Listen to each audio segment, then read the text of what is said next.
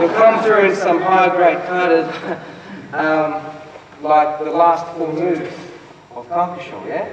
Right, there's 1, there's 2, then they'll do things like there's 3 and 4. It's very basic. The last 4 moves of Kankasho, very basic, aren't they? Well, it's the things you learn when you're a walker, correct? It's very basic, but you know, one of the reasons I think it's at the end of the kata, or the way I like to sort of talk people about it, is it's at the end of the kata, and it's showing you, or the examiner, or the judge, how focused you are all the way through. Not like, I've gotten the hardest parts done, this is the easy stuff, I'll just breeze through this. And you take your mind off, you know, full focus, and you'll slip on little things. Yeah? Little things that you learn as a white belt. Little things like from here, to make sure that this doesn't do this. Yeah? That it stays here, that it comes under. You know, as we finish this together. Sounds is a lot, heaps of things. So the fundamentals are there at the end, so that we're not learning to take her off. Right? It's like saying, you know, you get 9/10 of the way through a race, and then you stop for some reason. Like you know, you slow down a bit, and then the guy that was coming second overtakes you. What do I do that for? You know, like I need to, you know, full focus, 100% all the way until the job is done. That's why we say don't end the kata at the last move. You bow out. You bow out with focus. Right? You'll see people, black belts, will finish the kata, all strong, and then they'll just go, and that's it. Wow. You know, like you just lost point 2, point 1, for example. Right? Even if it is a tournament, just in your mind, you're always, you know, I'm not saying this is enough, so we're always being judged by yeah? We're always as good as our last performance. Correct? Not just in the dojo, and out there as well. Yeah? So, this is a lot of what karate teaches us. Okay? But we have to be self-aware. Critical. And that's why I think this first hour of training helps us to remind ourselves of that self-awareness principle.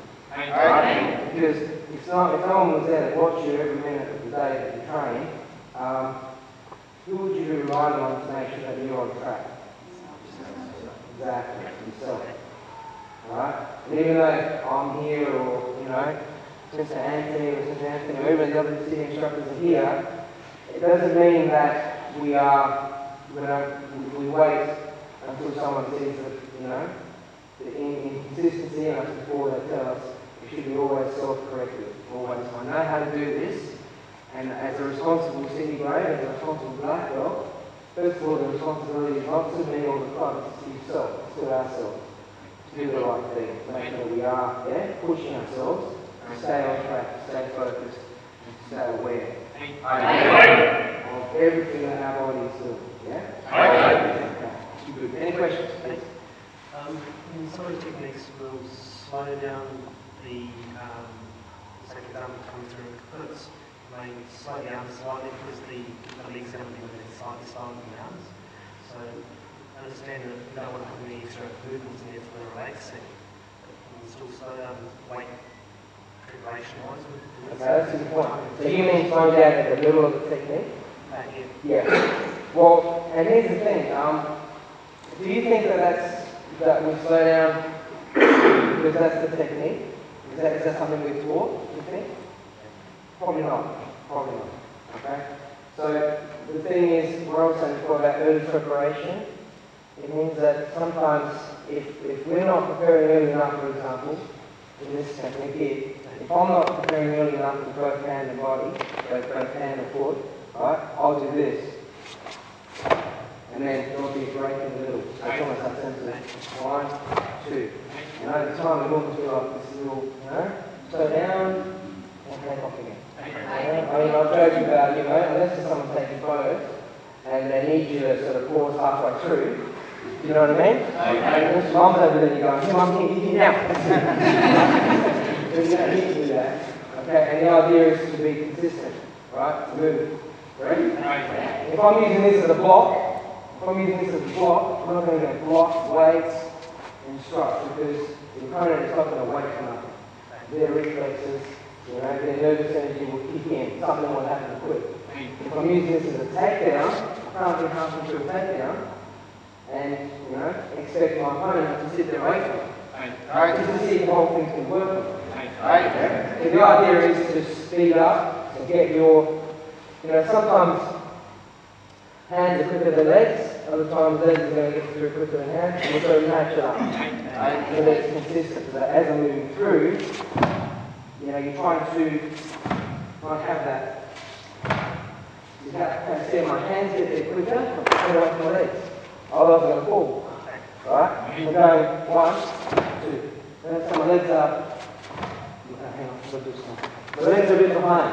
I'm going 1, 2. Right? So I need to say, come on, hurry up. Legs. And that's a good point, and that's part of the self-awareness. Why does it feel like I've got a little slowdown in the middle? When the move should be consistent. Yeah? One speed all the way through. Okay? So you might find it's that, you might find your hands are doing too much. For example, I might be here, and a little bit slow for you, I might be doing this. So what I'm doing is, apart from doing this, and getting my hands are not, they don't need to be there. Right? And then, my hips have turned too far. Then I've got to wait, I've gone, it's 90 degrees from there to there, that's my range for this move. There? To there. That's my hip range. Some people do this. Okay. 1, 2. So I've got an extra 30, 40, 50, 60 degrees. I don't know the exactness. But what I go out further, I'm going to come back here. So if I'm out 30 degrees, it means I'm going to travel through 60 degrees. That takes time. And that while I'm doing that, I'm in standstill. My whole body is going from here to here, while it's waiting for things to happen, and then out. Okay? So if I bring the technique back to what it should be only, I'm going to go from here, straight to here, that's my halfway point. Okay? And then, alright, rather than, big wide open, here, overextend, back to where you should be, and then out. That's what you're going to be looking at. So what you're saying is this point. So I want to go from here consistently through. So it should be almost smooth without stopping all the way through. If you sort of do a little bit of speed, that's when you're going to say that the faster you go, the more careful you're going to be colouring in those lines. Because we like to, as we get faster, try harder, be stronger. This is where the men get it wrong. Alright, because we're a bit thick that way.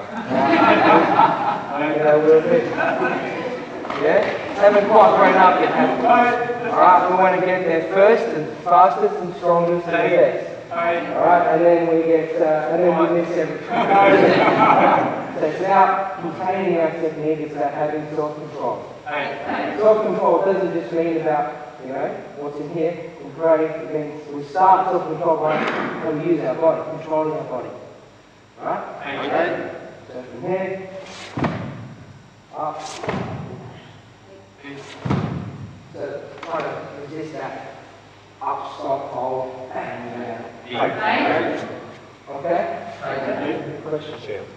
So we talk about the jaw you're talking about before was stepping through Waizuki punch, but if you're stepping through with a Gyakuzuki shooter, a lot of the power is created by your hips. Would you turn off a little prior to executing that? Yes, yeah. So when we step through like we just did then, alright, and we'll do some Gyakuzuki now, but when we step through, alright, our aim is to step, land and punch together, yes? That's what we're doing. When we're stepping through Gyakuzuki, step, and through the hips. Yeah? Step, and then through. So practice that sense of that whipping action. Yep, so that the power comes through the hips. So the shoulders off, just with the calls off. Exactly, yeah, you don't want to be going there, that's overdone. Yeah? What I said before we started is when you're punching, in real combat, your aim is to be, here, not fully stretched. That's why in tournaments we also try to teach our judges at the high level, kids and pre-black belt divisions, full stretch, just miss, that's good, that's the point. But really, a black dot who's come through and is at that point and only just, touches. Yeah, you had to just touch, but if that was real, it was all the last. And then snatch. Alright, makes sense? To show that the technique you did, even though it's non-contact, would have been damaging. Okay? Makes sense? Okay. Any other questions? Alright, so what we'll do is, I want to work a little bit on these techniques and these guys mentioned. This is almost like the script. You went through the back, you can do back stand.